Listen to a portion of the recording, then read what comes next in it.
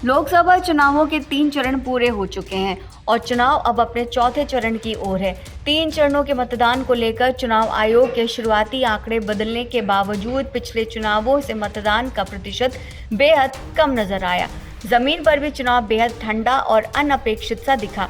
हालांकि प्रधानमंत्री मोदी ने कांग्रेस के चुनावी घोषणा पत्र को मुस्लिम लीग का कहा और इसे लेकर आर्थिक सर्वेक्षण को लेकर महिलाओं के मंगलसूत्र, संपत्ति और पिछड़ों दलितों का आरक्षण छीनकर उसे मुसलमानों में बांट देने का इल्जाम लगाते हुए चुनावी मौसम को और भी ज्यादा गरमाने की कोशिश की।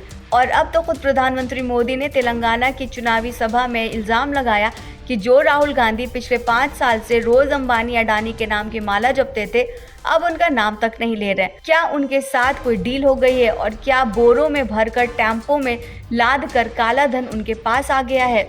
इसी दिन प्रधानमंत्री ने कांग्रेस नेता सैम पित्रोदा के भारत की विविधता को लेकर रंग और चेहरों पर दिए गए एक बयान को निशाना बनाते हुए भी कांग्रेस पर हमला करते हुए देश को रंग और नस्ल के आधार पर बांटने का इल्जाम लगाया।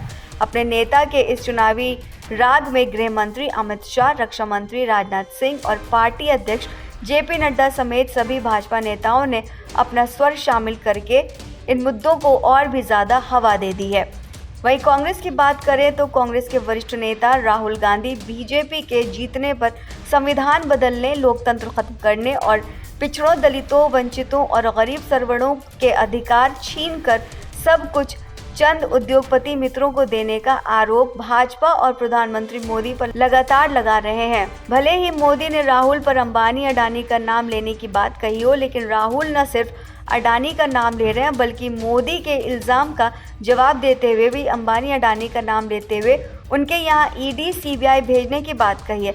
राहुल के इस चुनावी नाद में पार्टी अध्यक्ष मल्लिकार्जुन खड़गे, महासचिव प्रियंका गांधी समेत सभी कांग्रेस नेता अपनी आवाज दे रहे हैं। अब सवाल ये उठता है कि चुनाव किस ओर जा रहा है? क्या हर चुनाव में अपना विमर्श चलाकर माहौल बंदी करने वाले प्रधानमंत्री मोदी इस चुनाव को भी हिंदुत्व और धार्मिक ध्रुवीकरण के अपने पुराने बहुपरीक्षित सियासी एजेंडे पर लाकर उसे केंद्रित करने में कामयाब हो रहे हैं, या फिर चुनाव पूरी तरह से विकेंद्रित होकर स्थानीय समीकरणों, मुद्दों और राहुल गांधी द्वारा उठाए जा रहे जातीय जनगणना, 5 न्याय जैसे वादों और इरादों के इर्द गिर्द ही घूम रहा है? चुनाव प्रचार की रैलियों और रोड शो में सारे दल एक से बढ़कर एक दिख रहे हैं, लेकिन दूसरी तरफ पिछले 2 चरणों में मतदाता उदासीन दिखे। जमीन पर भी चुनावों में इस बार वैसी लहर या हवा नजर नहीं आ रही जो 2014 और 2019 में दिखी थी, जिस पर सवार होकर भाजपा और नरेंद्र मोदी ने 2 बार सरकार बनाई। जहां पिछले दोनों लोकसभा चुनावों में बदलाव, राष्ट्रीय सुरक्षा,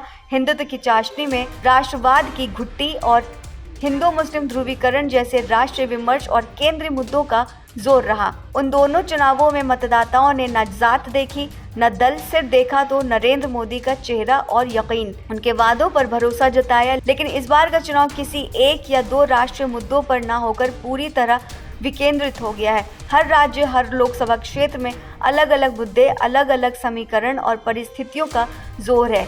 कहीं सांसदों के खिलाफ गुस्सा है तो कहीं जातीय समीकरण भारी पड़ा है।